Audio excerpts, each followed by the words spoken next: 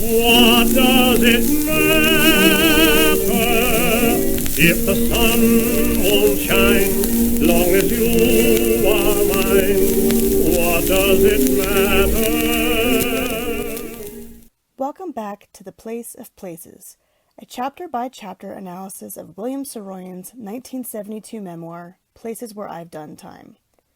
Today, we take out Elise at 1707A, Divisadero Street, San Francisco, 1929. This one takes place at Divisadero only slightly. Really, it's about the small but important places he could remember from his early years. He begins, "The places that I have experienced and remembered from time to time, but mainly forget, are here and there, although quite a few are gone." He recalls the original address of the Fred Finch Orphanage, before the street was renamed. He recalls the Sequoia School, the first school he attended, which was in Oakland. He recalls the small grocery store next to the school with the benevolent grocer, and then the room on Laguna Street in San Francisco where he was allowed to leave the orphanage and stay with his mother for a short time.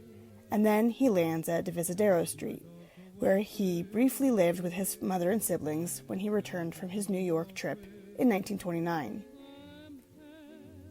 Because this chapter covers quite a number of places, we can break them down, but also put them in one emotional place for Saroyan. These are some of the places where he felt a bit of security in his very chaotic early years. He starts with the Fred Finch Orphanage, which we have established was significant for him. Though he hated it, its strict rules were predictable, its employees firm but not abusive. In his later years, he would even come to appreciate it in some ways. Though he pushed the envelope many times as a child, testing the boundaries of rules and their enforcement, the Fred Finch Orphanage kept a tight ship that tried to teach the children self-discipline and resilience. It was the first home address he could remember, for better or worse. The attachment was strong because there was no alternative. Given his mother, Takui's options, she probably considered it the most stable and secure place to put her children. Saroyan remembers the orphanage at 3361 Peralta Way. It was the official address of the Fred Finch Orphanage in Oakland, or so I have come to believe. Whatever the name of the street was, it was changed to Coolidge, obviously during his administration as president. The orphanage was at 3670 Peralta Avenue, and around 1928, the street was renamed Coolidge, likely for the president who had just reached the end of his service. In the early 1900s, many cities in California were absorbing smaller towns and consolidating them into urban neighborhoods.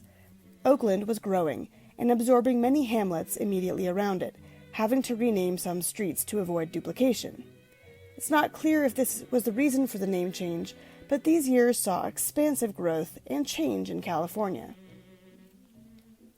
Near the orphanage was the local public elementary school, the Sequoia School. He explains that the administrators made a great show of planting a redwood tree in front of the school and describing how huge it would get as a type of affirmation or motivation for the students. Redwoods aren't the same as giant sequoias, but they are related, and their Latin name is Sequoia sempervirens. They are native to Northern California, but they don't just grow anywhere. They typically need coastal or valley fog to flourish. Oakland was so named because it was a healthy home for oaks, not redwoods. So when Saroyan and his brother Henry anonymously returned to the school years later to take a look around, the tree is long gone, having not survived. This is meaningful in its own way. The great redwood failed to thrive while the Saroyans were able to. Saroyan didn't have too much to say about the Sequoia School in his writings, but he does note that the orphanage provided lunches to its wards at the school, and in this way it was another secure, reliable place. When he moved to Fresno, he had much more negativity towards schools, teachers, and administrators. The Sequoia School was sort of an extension of the orphanage. After that, he remembers the grocery store next to the elementary school. The grocer would give him and his friends a licorice strap, a jawbreaker, a wax Kewpie, and many other penny marvels. This is a wax Kewpie, and it's not immediately clear in the year 2022 why this would be a special treat, but we won't worry too much about the incredible way trends have changed. Before the 1920s, people generally didn't select their own items at a grocery store. When the first self-serve grocery store, Piggly Wiggly, opened in 1916, it was advertised as an adventure. When Saroyan was a boy, people went to the counter, made their grocery requests, and the clerk selected the items, many of which were behind the counter. In this way, people got to know their clerks, or grocers, and even more so vice versa. This benevolent grocer persona would appear in Saroyan's scripts and stories later in his life. The grocer in Oakland was particularly memorable, and of course the kindness of an adult would have had an outsized importance to orphans. "But I have never been able to forget this good grocer," he writes. This wasn't a place that shooed the children away or worried about theft. Instead, it was a safe place to go hang out as kids do, and the adult in the room gave them free items rather than threats. He names his friends Sammy Isaacs and Teddy Dolan, and with those names, whether real or fake, Saroyan is telling us that they were Jewish, Irish, and Armenian kids, all of whom were from immigrant groups that were maligned by existing Americans. Again, this grocer's kindness would differ from the reception he and his Armenian friends received in Fresno later. Then he remembers the furnished room on Laguna Street, where he stayed with his mother for a short time while she served a wealthy family in San Francisco. He was a latchkey kid and liked to ride the back step of an ice wagon until his mother pulled him off and walloped him. He says the orphanage insisted he return, but it's more likely that his mother couldn't manage a small wild boy in San Francisco and sent him back to be with his siblings. He tells us going back to the orphanage was, "All right, it was no big deal, although I went right on hating the place."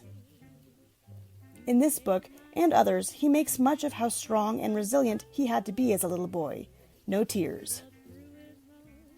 The Saroyans had been through a lot, but it's also just as likely that young Willie was re-traumatized each time he had to leave his mother.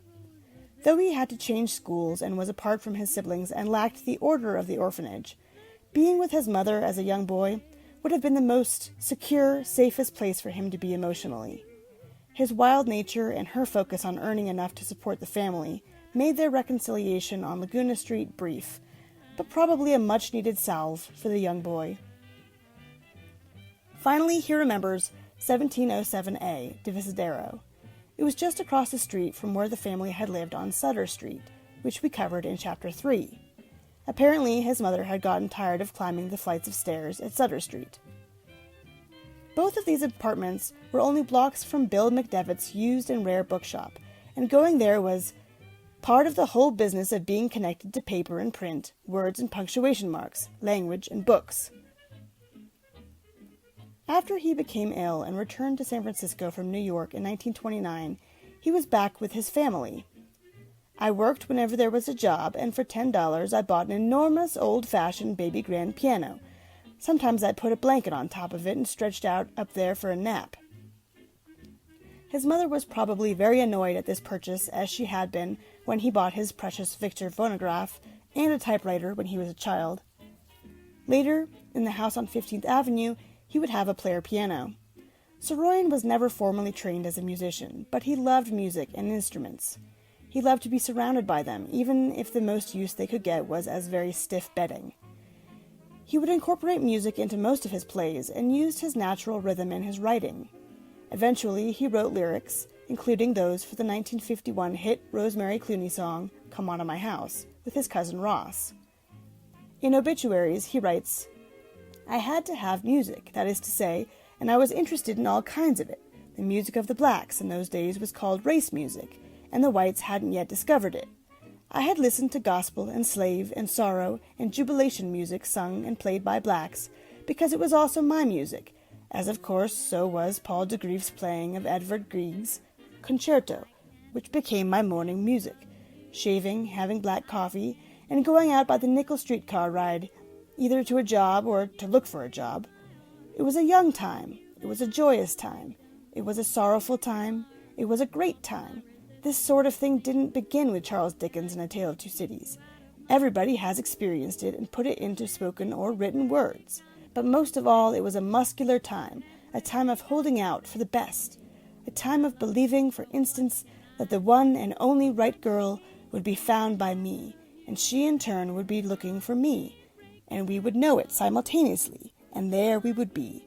And all of this was in all of the music I listened to, but it really showed up very meaningfully in the song What Does It Matter, sung by Irving Kaufman. And I played it so much that everybody in my family, and everybody visiting the various flats where we lived, also came to know the music, if not the words, and to hum the music. The music is blue, not black, not white, not the blues of the blacks, nor the blues of the whites, but the blue of youth, and of something that has come to be identified as romanticism when it appears in writing. New York had been jarring and exciting, but going back to the family home on Divisadero was a place where he could continue his inner journey while relying on others for food and money, to some extent. While he did odd jobs, the inconsistency of which annoyed his family members, their unconditional love allowed him to live there and pursue his writing so that he could get to the pedestal of 1934. While he fought with his family at times, they were a safe port in a storm, and Divisadero allowed him to take the time to decompress his experience in New York and turn it into something meaningful and substantial, though his greatness would truly materialize on Carl Street. This chapter condenses a number of small but influential scenes for Saroyan.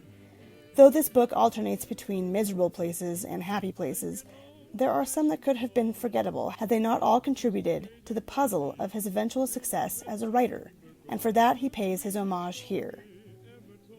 Let's put this on the Saroyan map and move on.